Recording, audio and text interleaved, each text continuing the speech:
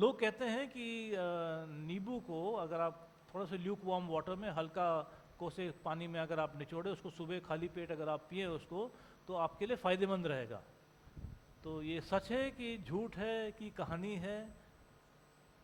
सच है, ओके। अगर सच है तो क्या बेनिफिट्स हैं?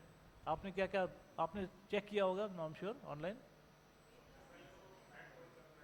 क्या करता है? फैट बर्न करता है, बिल्कुल। सबसे पहले वेट लॉस करता है, चर्बी कम करता है। हमारे जीवन में भी कई बार क्या होता है कि बैगेज ढेर सारा रह जाता है, चर्बी, यूजलेस चीज़ें। क्या क्या है यूजलेस चीज़ें हमारे जीवन में? बेकार की चीज़ें क्या क्या है हमारे जीवन में? नफरत, बेकार की चीज़ें, चर्बी, यूजलेस। हम लोग नफरत लेके बैठ जाते हैं किसी के बारे में। अनफॉरगिवनेस, किसी को माफ़ नहीं किया, वो भी चर्बी है। परमेश्वर चाहते हैं वो चर्बी भी पिघल सके, निकल सके हमारे जीवन में। तो प्राकृतिक चीज़ें हैं, प्राकृतिक चीज़ें से हम लोग आत्मिक चीज़ें हम लोग सीखते हैं। कई और चीज़ें भी हैं, बिटरनेस है, कड़वाहट, किसी के लिए एक कड़वाहट की मनोवृत्ति, कोई भी परिस्थिति आती है हम उसको नेगेटिव तरीके से हम देखते हैं, उन सब चीज़ों को भी हटाने की ज़रूरत है। ऐसे ढेर चीज़ें होती हैं जो बेकार होती है, चढ़ गई आपके ऊपर, जम गई आपके ऊपर, वो क्या करेगा? हार्ट अटैक देता है। ये सब यूजलेस चीज़ें हार्ट अटैक देता है। तो इसलिए प्रभु चाहते हैं कि हम परमेश्वर के वचन को लेके नींबू निचोड़ें, परमेश्वर के वचन को निचोड़ें, गर्म कोसे पानी में ले, जो प्रभु का वचन है उसको अंदर स्वीकार करें, वो इन बेकार की चीज़ों को पिघला के हटाएगा हमारे जीवन से। तो पहला है चर्बी। नेक्स्ट, बॉडी डिटॉक्सिफाई करता है। तो फ्री रेडिकल्स हमारे शरीर में आ जाते हैं, फ्री रेडिकल्स आते हैं, पोल्यूशन से आ जाते हैं और कई कारणों से आ जाते हैं, वो फिर हमारे सेल्स के ऊपर वो वार करता है। तो इसका एप्लीकेशन अगर हम देखेंगे तो परमेश्वर का वचन जो है शैतान की कई फ्री रेडिकल्स को हटाता है हमारे जीवन से। जब हम दुनिया में जाते हैं, काम करते हैं, पढ़ते हैं, मिलते हैं लोगों से, या टीवी देखते हैं या फ़ोन देखते हैं, तो कई फ्री रेडिकल्स और बेकार की शैतान की चीज़ों, दुनिया की चीज़ जो है हमारे ऊपर प्रभावित करती है, हमारे सेल्स को डैमेज करती हैं, ख़राब करती हैं। और परमेश्वर चाहते हैं कि हम उन वचन को, परमेश्वर के वचन को सुबह सुबह ले और गर्म पानी के साथ ले, गर्म वचन ले, मरा हुआ वचन नहीं, सूखा वचन नहीं, गर्म वचन ले। जब दिल हमारा अच्छा है प्रभु से स्वीकार करने के लिए, उसको स्वीकार करें, अपने जीवन में लें, तो परमेश्वर की सहायता से ये चीज़ें जो हैं हमारे जीवन से हट सकती हैं। कुछ भी असंभव नहीं है, only thing we have to use. तो प्राकृतिक रीति से, प्राकृतिक चीज़ों से हम लोग को सीखने की ज़रूरत है। और क्या suggestions? It helps in digestion. Digestion मतलब खाना पचने में सहायता करता है।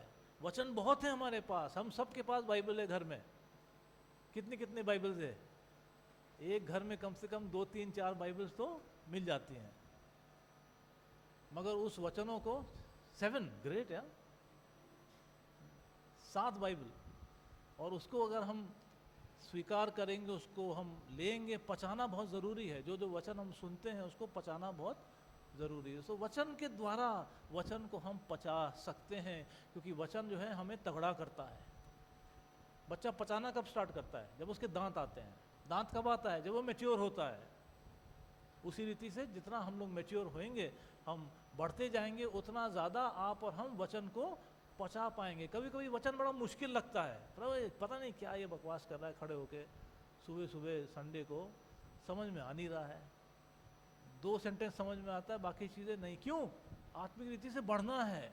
जब आत्मिक रीति से हम बढ़ते हैं, when we grow spiritually, then our spiritual teeth are there and they are able to digest, they are able to break down the food and our stomachs are able to digest the food. वो दांत जो है उसको break down करते हैं और फिर हमारा स्टमक जो है उसको पचाता है। So it helps in digestion. और क्या क्या चीज़ है बेनिफिट्स?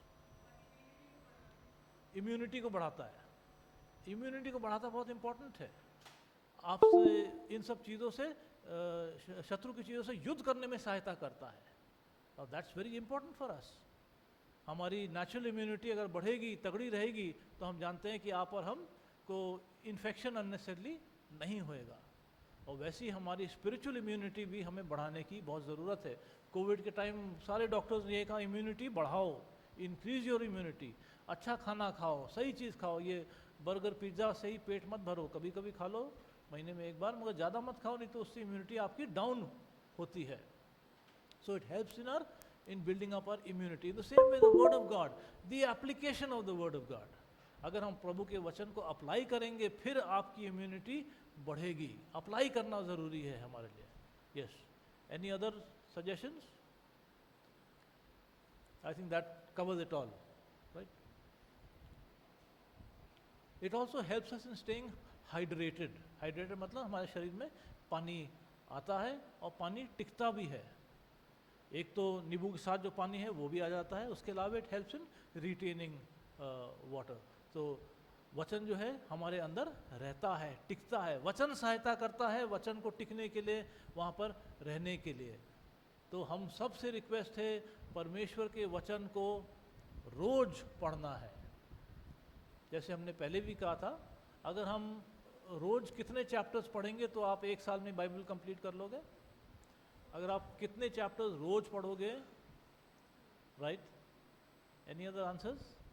कितने चैप्टर्स आप रोज पढ़ोगे तो आप बाइबल एक साल में कंप्लीट कर सकते हो, correct? So the right answer is 4, as 2 people said. अगर हम सिर्फ 4 चैप्टर्स रोज पढ़ेंगे, हमारा बाइबल हम पूरा पढ़ सकते हैं. 4 चैप्टर्स ज़्यादा नहीं होते हैं, but if you read 4 chapters every day, then God will help us to complete the Bible. It's important to read the Bible. पवित्र शास्त्र पढ़ना इम्पॉर्टेंट है. नहीं तो अगर हम पढ़ेंगे नहीं तो हम उसको अप्लाई कैसे करेंगे? सिर्फ संडे को 3-4 वर्स पढ़ने से काम नहीं होने वाला है. हमें रोज पवित्र शास्त्र पढ़ना है, रोज पढ़ना है. कभी भी कोई स्त्री जब अपने रसोई में जाती है, सबसे पहले वो देखती है हमारे पास सामान क्या है बनाने के लिए. आटा है, चावल है, क्या है, पहले एसेस करते हैं. सब्जी देखते कितना है, तेल कितना है, ये सारी चीज़ें देखते हैं. फिर शॉपिंग लिस्ट बनता है, ये चीज़ों की कमी है, ये चीज़ें हमें खरीदनी है. अगर आपको ये नहीं पता आपके रसोई में क्या है तो आप बनाओगे क्या? बच्चे बोल रहे हैं चिकन बनाओ, चिकन है नहीं. तो first of all we have to assess है क्या हमारे पास. उसीलिए बाइबल को पढ़ना बहुत ज़रूरी है हमारे लिए. हमें देखना है बाइबल में है क्या. जब आप बाइबल पढ़ेंगे तब परमेश्वर इसी में से निकाल के आपको दिखाएंगे, इसी में से निकाल के परमेश्वर बना के आपको खाना खिलाएंगे. जब हमने पढ़ा नहीं तो परमेश्वर कैसे बात करेंगे हमसे. तो इसलिए पवित्र शास्त्र पढ़ना बहुत ज़रूरी है हमारे लिए. Because when we read, when we understand, when we apply, then God himself will take from the same scriptures जो आप पढ़ रहे हैं, उसी में से प्रभु लेकर आपको खिलाएंगे, आपको समझाएंगे, हम सबको बताएंगे. So it's very important. Stay hydrated, ensure that we keep reading the scriptures. Read the scriptures every day. It also prevents, now lime water also prevents kidney stones. जो किडनी में पत्थर बन जाते हैं उसको भी वो ब्रेक डाउन करता है. और कई भी और चीज़ें होती हैं जो ब्रेक डाउन करती हैं. सख्त एरिया बन जाते हैं हमारे जीवन के क्षेत्र में, तो प्रभु का वचन उनको भी तोड़ता है, परमेश्वर का वचन उसको भी निकालता है. So it's very important for us to squeeze a lemon. अगर हमने नींबू को निचोड़ा नहीं तो हमें कुछ मिलेगा नहीं. उसी रीति से बहुत ज़रूरी है हमारे लिए कि परमेश्वर के वचन को हमें स्क्वीज करना है, उसमें से निचोड़ना है, उसका रस निकालना है हमको, तब हमारे लिए फ़ायदेमंद रहेगा. सिर्फ आप नींबू ले लो उससे ज़्यादा काम नहीं होएगा, उसको निचोड़ना बहुत ज़रूरी है. अलॉन्ग विथ वार्म वाटर, परमेश्वर के और वचनों के साथ मिलाकर. अक्सर कभी कभी हम लोग ये गलती कर देते हैं कि वचन एक हमने उठा लिया कहीं से और उसको फिर हमने अप्लाई करने की कोशिश की और वचनों के साथ नहीं देखा, फिर हम गलती में चले जाते हैं. जैसे कहते हैं कि एक बंदा था, वो परमेश्वर से मांग रहा था, प्रभु मुझे रास्ता दिखाओ. जब मैं छोटा था तब ये मैंने कहानी सुनी थी. तो बाइबल खोलता है, खट खट खट खोलता है और कहता है, और हम वचन पे आता है, वहाँ पर एक वर्स है, तो वो प्रभु से कहता है, प्रभु मुझे बताओ, मैं अपनी उंगली जहाँ रखूँगा वही वचन मेरे लिए रहेगा. और वचन खोलता है, अपनी उंगली रखता है, आँख खोलता है, देखता है, वहाँ लिखा हुआ है, एंड जूडस हंग हिमसेल्फ. और यूदास ने अपने आप की फांसी लगा दी। अब प्रभु ने तो बात नहीं किया, उसकी उंगली ने बात किया। कभी कभी तुक्का लग जाता है, वो इस बार इसका तुक्का नहीं लगा, तो कहता कोई बात नहीं, हम दोबारा करते हैं। वो नया नियम खोलता है, वो आँख बंद करता है, उंगली रखता है, वहाँ देखता है गो एंड डू लाइकवाइज, अब जाओ ऐसा ही करो। तो कभी कभी ये गलती हो जाती है हमारी, तो ऐसा हम ना करें। कभी कभी ऐसा तुक्का लग जाता है, मेरा भी लग चुका है, कभी कभी नहीं भी लगता है। So don't depend on that, depend on all the scriptures. प्रभु के और सारे जितने वचन हैं सब के ऊपर हमें डिपेंड करने की ज़रूरत है। तो लेमन हम लेते हैं, स्क्वीज करते हैं उसको और पानी के साथ मिलाते हैं। जो आप वचन लेते हो उसको स्क्वीज करते हो, उसको निचोड़ते हो और वचनों के साथ उसको अप्लाई करना है, तब हमारे लिए फ़ायदेमंद रहेगा। गर्म वचन के साथ अप्लाई करते हैं, हमारे लिए फ़ायदेमंद रहता है। फिर परमेश्वर क्या करते हैं, अपने आत्मा द्वारा, होली स्पिरिट प्रभु ने हमारे साथ छोड़ा है ना। पुराना नियम था यहोवा का युग, एक तरीके से जहाँ पे यहोवा नज़र आते हैं। वो तो तीनों ही नज़र आते हैं, पिता पुत्र पवित्र आत्मा कभी ना कभी नज़र आते हैं, मगर पुराने नियम में सबसे ज़्यादा यहोवा नज़र आते हैं। नए नियम की शुरुआत में हम जानते हैं यीशु मसीह नज़र आते हैं, और आज के समय में पवित्र आत्मा नज़र आते हैं। पवित्र आत्मा जो है वो परमेश्वर की आत्मा ही है, और कोई फ़र्क नहीं है कोई, है। तो पिता पुत्र पवित्र आत्मा एक ही है। तो ये युग है पवित्र आत्मा का। तो पवित्र आत्मा वचन को लेकर हमें समझाते हैं, हमें दिखाते हैं, हमें वो निचोड़ने में हमें सहायता करते हैं। तो इसलिए बहुत ज़रूरी है हमारे लिए कि हम लोग वचन को ज़रूर ले और परमेश्वर से मांगे। जब कुछ समझ में नहीं आता है, be should to ask God. When we don't understand something, then we need to ask God. परमेश्वर से मांगे, प्रभु ये मुझे समझ में नहीं आ रहा है, पर मुझे ऐसा लगता है कि आपका आत्मा मुझसे बात कर रहा है, आपका आत्मा मुझे उससे कुछ समझाना चाहता है। That's when you have to ask God. God, पवित्र आत्मा मुझे आप समझाओ, और परमेश्वर फिर आपको समझाएंगे। That is the way God works. But we need to ask, हमें मांगना ज़रूरी है। So we need to always squeeze the word of God when He gives it to us, and then we need to drink it, receive it in our lives. It's important to squeeze. नहीं तो अगर हम निचोड़ेंगे नहीं तो निकल जाता है। ज़्यादातर हर घरानों में अगर 3-4 नींबुओं को निचोड़ा जाता है तो कैसे करते हैं? पहले एक नींबू लिया, आधा काटा, आधा निचोड़ दिया, आधा निचोड़ दिया, फिर एक को उसके ऊपर रख के फिर दोबारा उसको भी निचोड़ दिया। 3-4 नींबू भी डाल के हम लोग निचोड़ते हैं। इंडियन घरानों में ज़्यादातर ज़ीरो वेस्टेज पॉलिसी चलता है, विदेश में तो ज़्यादा नहीं करते हैं। तो मगर वैसे ही हमें करना चाहिए प्रभु के वचन के साथ। ज़ीरो वेस्टेज पॉलिसी होना चाहिए, जहाँ पर जो कुछ भी प्रभु के वचन में उसको निचोड़ के हम लोग अप्लाई कर सके। So God tells him you go to Bethel. Now Bethel we know was the place where Jacob met with God in a new way. परमेश्वर याकूब को कहते हैं कि तुम बेथेल जाओ, और बेथेल वो जगह है जहाँ पर याकूब परमेश्वर से मिला था। क्या हुआ था वहाँ पर बेथेल में? कोई भाई बताए बेथेल पे क्या हुआ था? हमने आई थिंक 1, 2, 3 संडे पहले देखा था।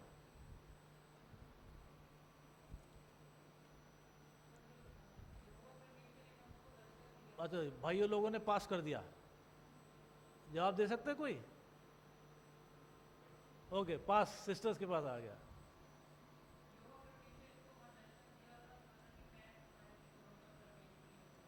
या तो बेथेल पे परमेश्वर ने याकूब को एक दर्शन दिया, और वहाँ पे उसने एक सीढ़ी देखी, उसने परमेश्वर को देखा ऊपर खड़े हुए, और परमेश्वर ने बोला मैं तेरे साथ हूँ और मैं अपना वचन पूरा करूँगा। कौन सी जगह थी वो? बेथेल। बेथेल का मतलब क्या है?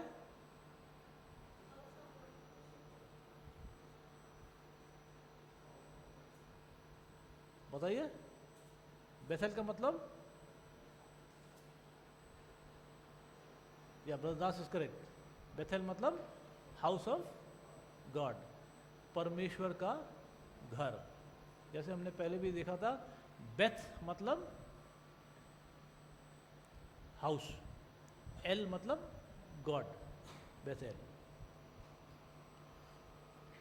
if you can just show that Bethel. Yeah, the next one. We pass this. The next one. What does Bethel mean? Beth means house. El means God. So Bethel means house of God. परमेश्वर का घर. Now if we reread this verse with this meaning, अगर दोबारा उसी verse को जो हमने verse 1 अभी पढ़ा, इस समझ के साथ अगर हम पढ़ें तो हम इस रीति से हम लोग पढ़ेंगे. God told him, you go to Bethel, you go to the house of God and settle there. परमेश्वर के घर में तुम जाओ और वहाँ जाके तुम बस जाओ. Now, जो भी लिखा हुआ है हम जानते हैं पुराने नियम में वो यूनानी भाषा में लिखा है, और यूनानी भाषा में बेथेल मतलब हाउस ऑफ गॉड. परमेश्वर याकूब को कह रहे हैं तुम जाओ परमेश्वर घर में जाओ, वहाँ पे तुम बस जाओ. Go and settle there, not just visit there. सिर्फ जाके थोड़ा सा विजिट मतलब मुलाकात करने मत जाओ, ऐसे जाके बस जाओ, परमेश्वर ने याकूब से कहा. And then we read verse 1 again, verse 1 of Genesis 35. तब परमेश्वर ने याकूब से कहा, यहाँ से निकलकर बेतेल को जा और वहीं रह, और वहाँ परमेश्वर के लिए वेदी बना. या दैट्स इट, वहीं तक. और वहाँ जाके परमेश्वर के लिए वेदी बनाओ. Build an altar there for God. So then God tells him that वहाँ जाकर परमेश्वर के लिए तुम्हें एक वेदी बनाओ. Build an altar there. What is an altar for? वेदी किस वास्ते होता है, किस चीज़ के लिए होता है? सैक्रिफाइस करने के लिए. और अदर आंसर्स भाई लोगों से, बच्चों से? वेदी के साथ क्या करते हैं?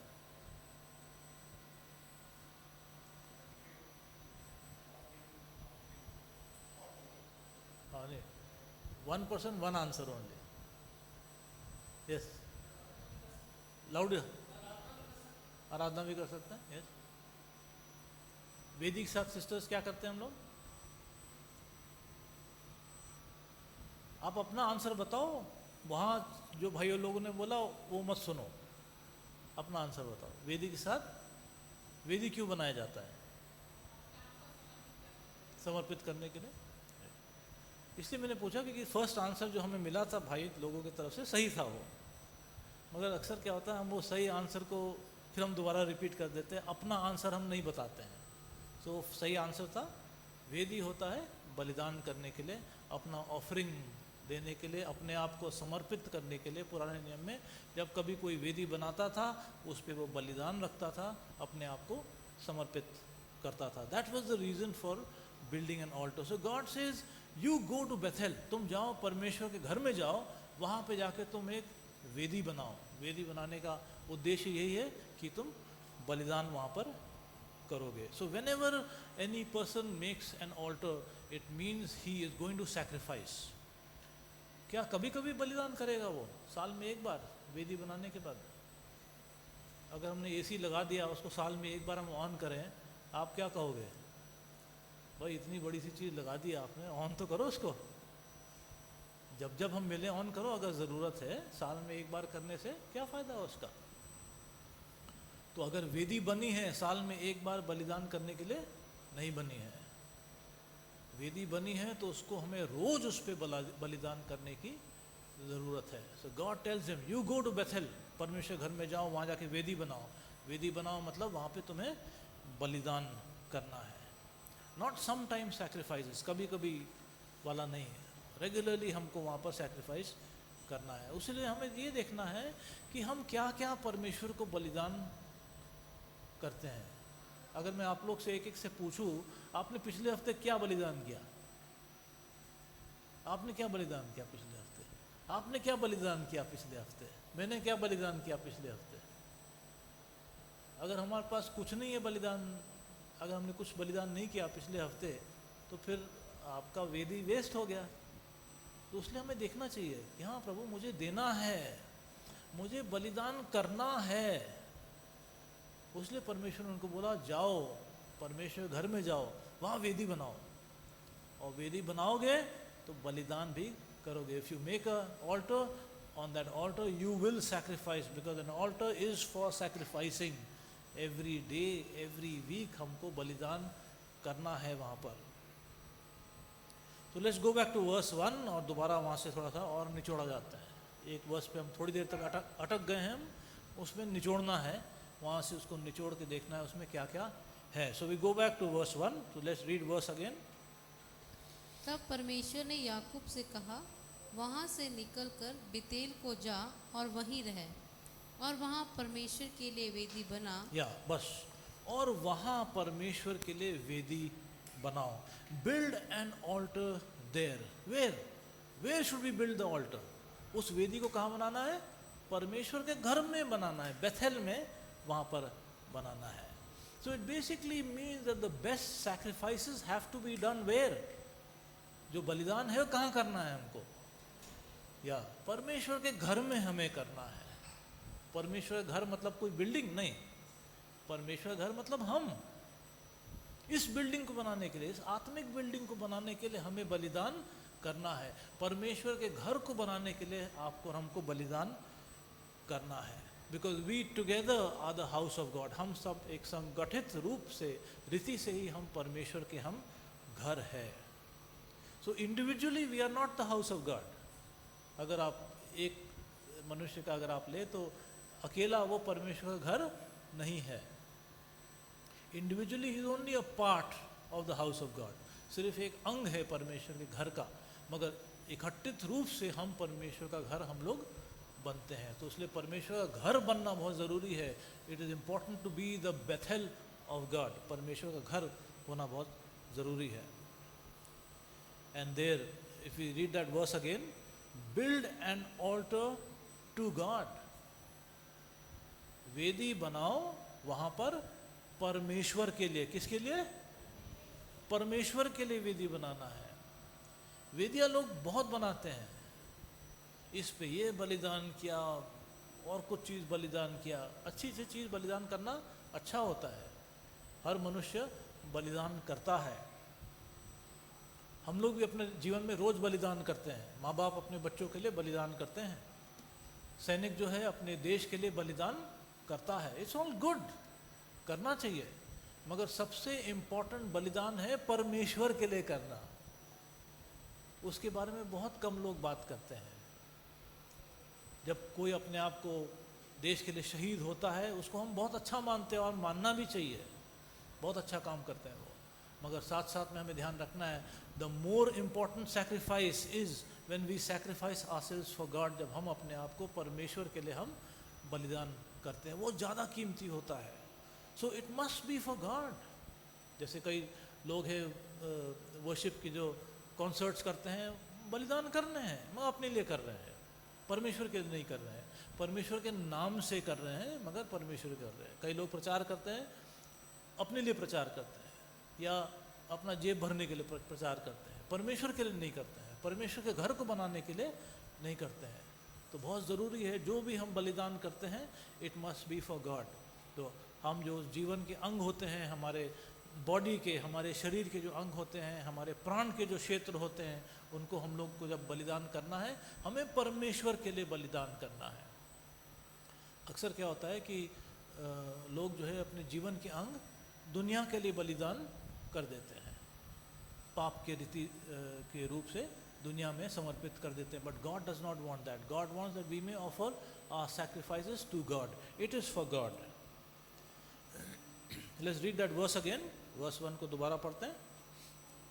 तब परमेश्वर ने याकूब से कहा, यहाँ से निकल कर बेतेल को जा और वहीं रह, और वहाँ परमेश्वर के लिए वेदी बना, जिसने तुझे उस समय दर्शन दिया जब तू अपने भाई एसाव के डर से भागा जाता था। या जब तुम अपने भाई से भाग के तुम जा रहे थे, तब परमेश्वर ने तुम्हें दर्शन दिया। God reminded him that when Jacob was scared and in trouble, जब याकूब जो है डरा हुआ था और मुश्किल में था, तब परमेश्वर ने अपना दर्शन इसको दिया। गॉड प्रिजर्व्ड हिम, परमेश्वर ने उसको सुरक्षित रखा। And God revealed himself to Jacob, और परमेश्वर ने अपने आप को याकूब को के लिए अपने आप को प्रदर्शित किया।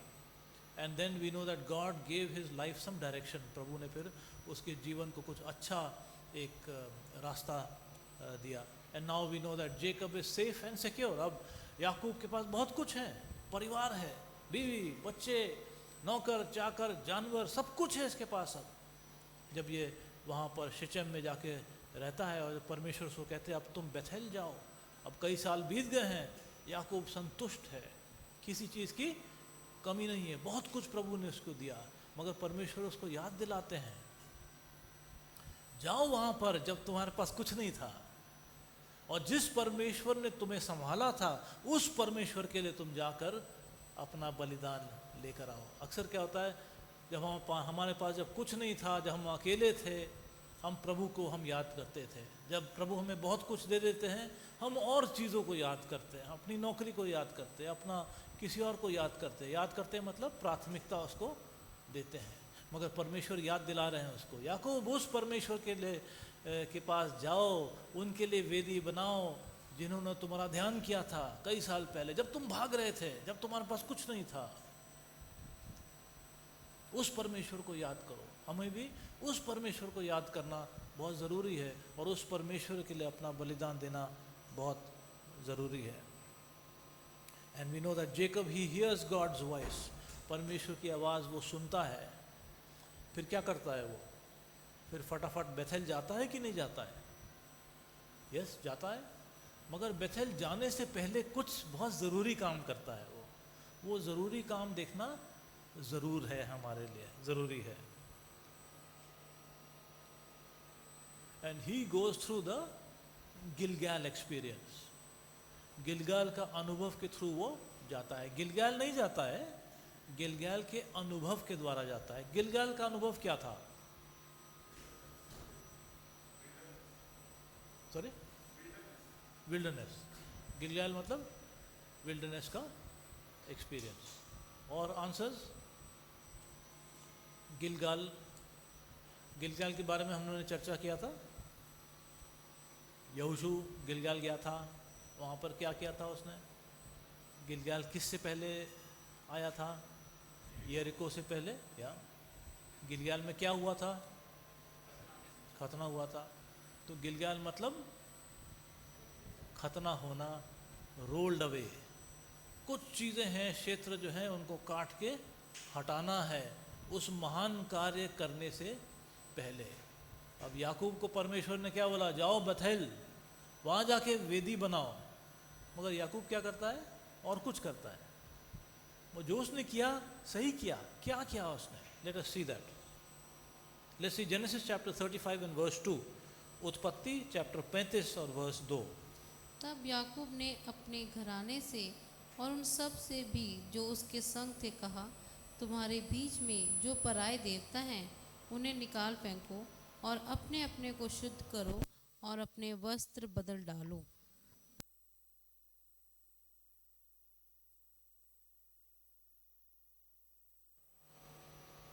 So he says an important thing. He says to his household that, and all those who are with him, remove those foreign gods. वो जो अजनबी देवी देवता जो आपके साथ है, उन सब चीज़ों को हटाओ अपने जीवन से।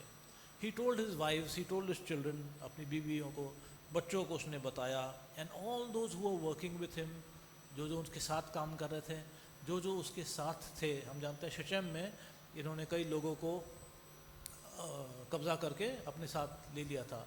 अगर वो बंदे आए तो उनके साथ साथ मूर्तियाँ भी शायद आ गई होंगी, हो सकता है। इन सब चीज़ों को याकूब ने कहा, इन सब चीज़ों को हटाना है अपने जीवन से। गेट रिड ऑफ देम, उनको अपने जीवन से हटाओ।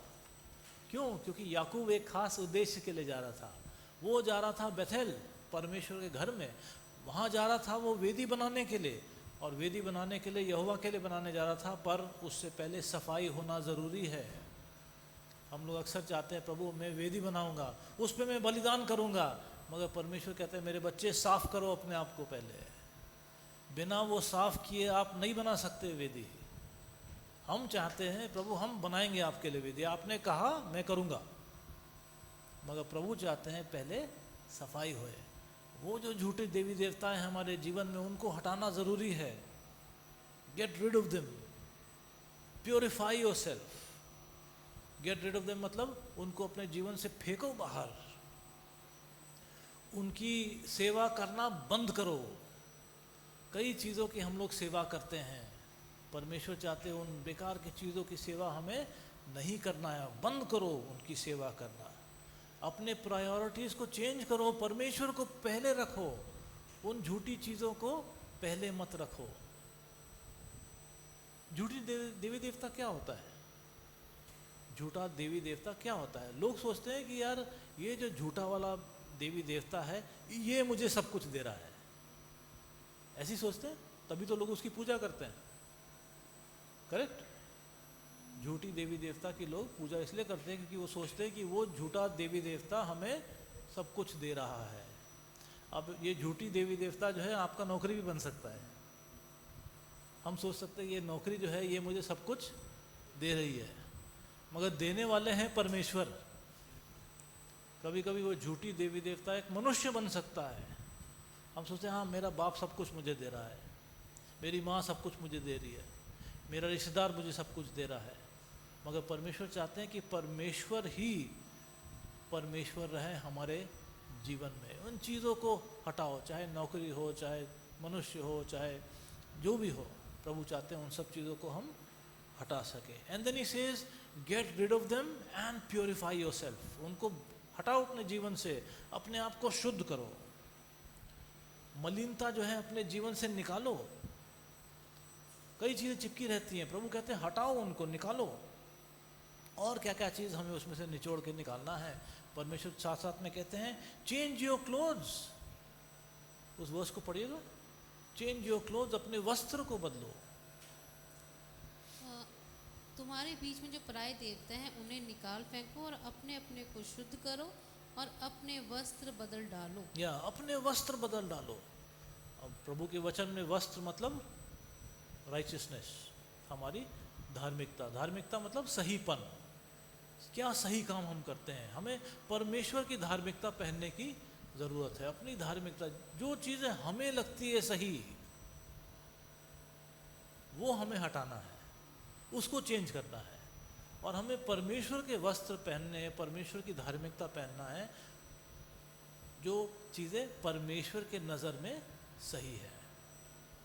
धार्मिकता की परिभाषा 1 जॉन में बहुत अच्छे से लिखी है, तो इस हफ्ते का होमवर्क है कि वहाँ से आप उसका परिभाषा निकाल के आप हमें डीएम करें, डायरेक्टली आप हमें मैसेज करें। ग्रुप में ना डालें क्योंकि फिर सब लोग पढ़ लेंगे, सब कहेंगे हाँ यही है। सब अपना अपना हमें अपना मैसेज भेजें। धार्मिकता की परिभाषा from the book of 1 John, पहला यूहन्ना। कौन सा चैप्टर मैं नहीं बताऊंगा, कौन सा वर्स नहीं बताऊंगा, मगर ये हम सब के लिए ये कर्तव्य है, काम है हमारा करने के लिए। उसमें से हमें क्लियर हो जाएगा कि धार्मिकता है क्या। शब्द है धार्मिकता, सब समझ में आता है, शायद ये हो शायद वो हो। प्रभु का वचन इज़ द बेस्ट डिक्शनरी। परमेश्वर का वचन सबसे अच्छा शब्दकोश है। Then Genesis chapter 35 in verse 3, 35 और वर्स 3। और आओ हम यहाँ से निकलकर बेतेल को जाएं, वहाँ मैं परमेश्वर के लिए एक वेदी बनाऊंगा, जिसने संकट के दिन मेरी सुन ली और जिस मार्ग से मैं चलता था उसमें मेरे संग रहा। So Jacob he hears from God, परमेश्वर से सुनता है, फिर साथ साथ में अपने परिवार, अपने नौकर चाकर, जो लोग उसके साथ हैं, उनको भी सेम चीज़ वो समझाता है। That's the same thing we must do. After hearing from God we must also transmit that burden to them. परमेश्वर से सुनने के बाद उसके बाद हमें अपने रिश्तेदारों को, परिवार को, दोस्तों को भी सेम बर्डन हमें ट्रांसमिट करने की ज़रूरत है। हमें जाना है परमेश्वर के घर में, वहाँ जाकर हमें परमेश्वर के लिए वेदी बनाना है, वहाँ पर हमें बलिदान करना है। ये चीज़ याकूब ने किया। सुनकर उसने अपने लिए सिर्फ नहीं रखा, उसने अपने परिवार के साथ भी शेयर किया, उनको भी सहायता किया। चलो साफ करो अपने आप को, हमें जाना है। उसने ये नहीं कहा प्रभु आपने मुझसे बोला जाने के लिए, मैं अकेला जाता हूँ, मैं अकेले जाके अपनी वेदी बना के आता हूँ। नहीं, सबके साथ जाना है, परिवार के साथ जाना है। परमेश्वर चाहते हैं जो आपके साथ हैं उनके साथ जाकर आप परमेश्वर का जो कार्य पूरा करें। And then verse 4, Genesis chapter 35 and verse 4। इसलिए जितने पराये देवता उनके पास थे और जितने कुंडल उनके कानों में थे, उन सबों को उन्होंने याकूब को दिया और उसने उनको उस बांज वृक्ष के नीचे जो शकेम के पास है गाड़ दिया। So they gave Jacob all the foreign gods and the rings in the ears. तो याकूब को उन्होंने सारे वो जो अजनबी देवी देवता है वो दे दिए, और जो कान में जितने भी क्या बोलते हैं इयरिंग्स को, लाउडो, बालियाँ, हाँ कान की बालियाँ दे दी। तो it could be that those earrings they were dedicated to foreign gods. हो सकता है कि वो जो कान की बालियाँ हैं वो कोई फॉरेन देवी देवता के लिए उसको समर्पित किया हो, because at that time rings वो वोन by the people of God. उस समय में जो बालियाँ हैं लोग पहनते थे, हाथ में भी पहनते थे। आपको याद है यूसुफ को भी फिरौन राजा ने पहनाया था, और कई और जिक्र है जहाँ पर ये लोग पहनते हैं। रेबेका को भी नाक की बाली दी गई थी, इब्राहिम ने इंतज़ाम किया था, फिर उसके नौकर ने उसको वहाँ जाके दिया था। So Jacob is not against earrings. तो याकूब जो है कान की बालियों के विरोध में नहीं है, मगर in all probability that those earrings they had been dedicated to those gods. वो जो बाली हैं वो शायद वो झूठी देवी देवताओं के लिए उनको बलिदान कर दिया था, इसलिए उसको हटाना ज़रूरी था। एक ऑल्टरनेट ट्रांसलेशन भी है विच सेज दैट वो बालियाँ शायद वो मूर्तियों में ही लगी हुई थी, तो उसीलिए शायद लोगों ने बालियाँ मूर्ति में से निकाल ली होगी क्योंकि सोने चांदी की होंगी, मगर फिर याकूब ने बालियाँ और मूर्ति सब चीज़ को दफना दिया। तो जो भी हो, चाहे वो बालियाँ लोगों की हैं या वो मूर्ति की हैं, वो सब चीज़ लेके उसको दफना दिया गया under that oak tree at Shechem. Shechem के एक पेड़ के पास वहाँ पर उसको दफना दिया है, गाड़ दिया। क्यों गाड़ा उसको? वो बालियाँ को और उस मूर्तियों को मिट्टी में क्यों गाड़ दिया?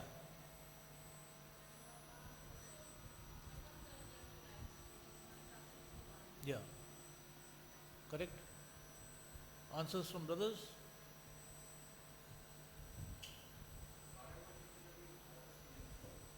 Right? Yes, all others? और भाई लोग,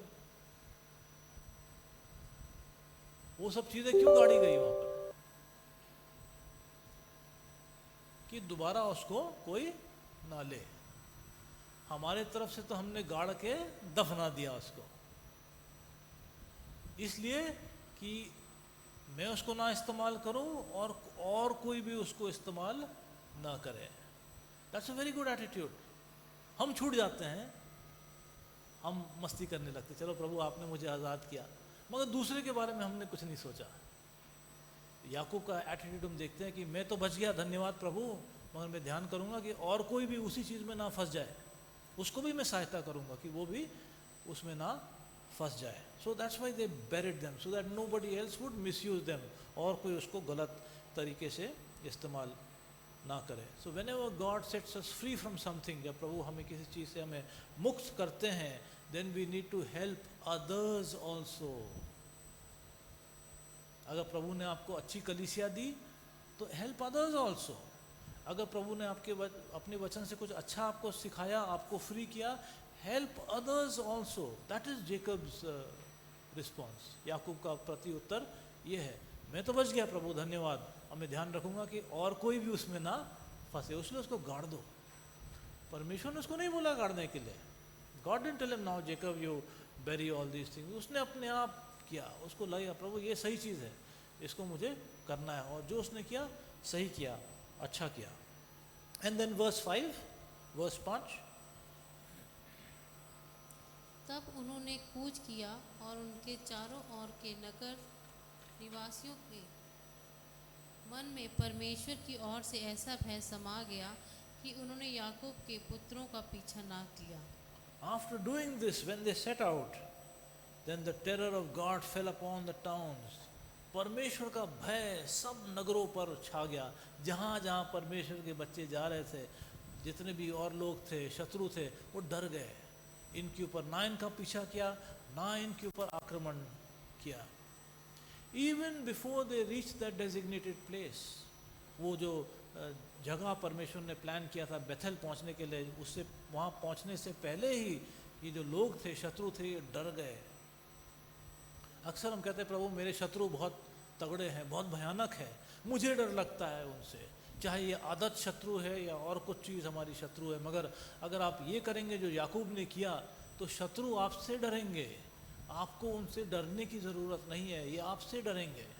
जहाँ जहाँ आप जाएंगे वहाँ वहाँ के शत्रु आपसे दूर रहेंगे, आपके पास नहीं आएंगे। मगर हमें करना है जैसे याकूब ने किया, because they obeyed the Lord, उन्होंने परमेश्वर की आज्ञा मानी, उन्होंने अपने आप को साफ किया। They removed everything of the enemy, शत्रु की चीज़ों को उन्होंने हटाया वहाँ से, उन्होंने अपने आप को शुद्ध किया, इन्होंने अपने वस्त्र को बदला, अपनी धार्मिकता के जो वस्त्र हैं उन्होंने चेंज किया। Then they began to keep God first in their life, बाकी देवी देवता को आउट फेंको, परमेश्वर प्रथम है हमारे लिए, बाकी चीज़ें प्रथम नहीं है, परमेश्वर हमारे लिए प्रथम है। They set out to do God's will, जब परमेश्वर की इच्छा पूरा करने के लिए लोग निकले, शत्रु जो है डर गया, उनके पास नहीं जाना चाहता था शत्रु। Let's see verse 6 and 7, verse 6 और verse 7, and let's look at slide number 3। याकूब उन सब समेत जो उनके संग थे कनान देश के लूज नगर को आया, वह नगर बेतेल भी कहलाता है। वहाँ उसने एक वेदी बनाई और उस स्थान का नाम एल बेतेल रखा, क्योंकि जब वह अपने भाई के डर से भागा जाता था तब परमेश्वर उस पर वहीं प्रकट हुआ था। So it is the place where God revealed himself, परमेश्वर ने बेथेल पे अपने आप को दिखाया, और the word, Hebrew word for revealed is the word called Gaulah. You can just read, put slide 3, Josh.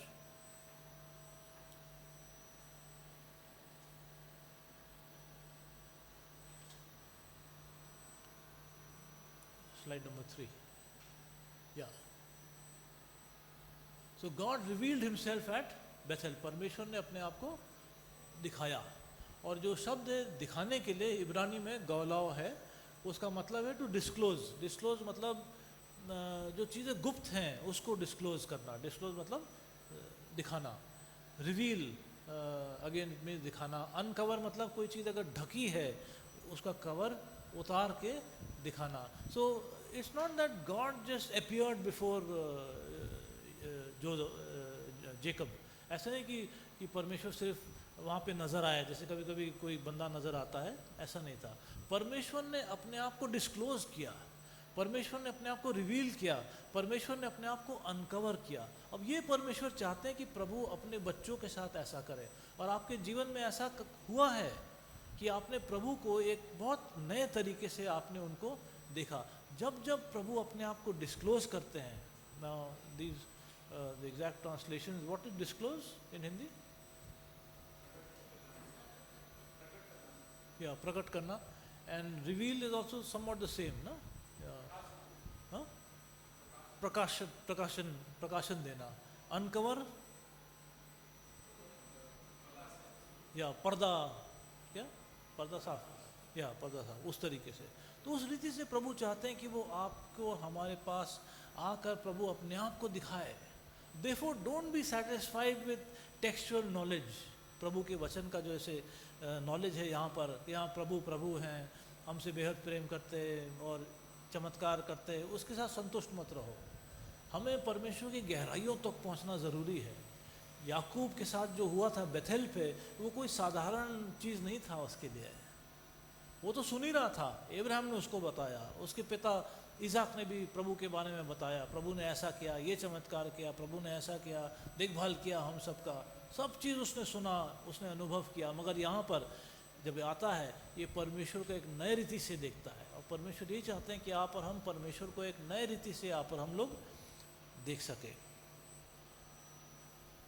When he was broken, when he was fleeing, when he was scared, that's when God met with him.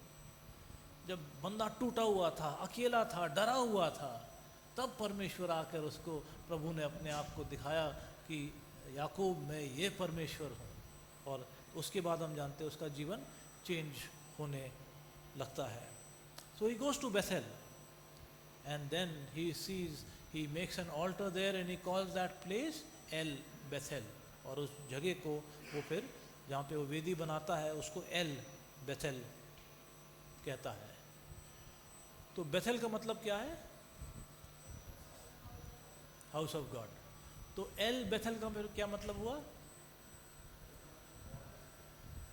हाँ, sorry, या L means God, so it means God, house of God, meaning God is the God of his house.